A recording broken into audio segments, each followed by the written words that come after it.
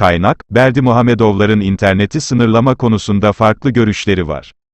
Radio Azadli'nin bilgili bir kaynağı, internetteki bilgi akışının daha da kısıtlanmasının tavsiye edilebilirliği konusuna devlet liderleri arasında farklı yaklaşımlar bildiriyor.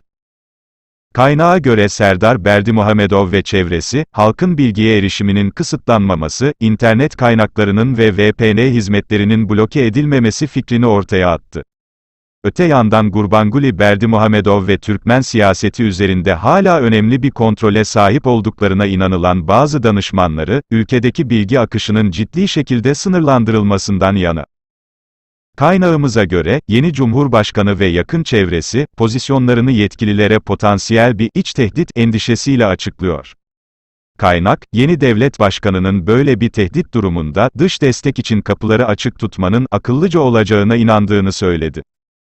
Kaynak, basın özgürlüğünü kısıtlamakla eleştirilen yeni seçilen Türkmen liderin, Türkmen siyasetinin bağımsız yabancı medyaya ve izleyicilerine bir miktar açık olmasının, olası tehditler durumunda Türkmen makamlarının çıkarlarına hizmet edebileceğine inandı.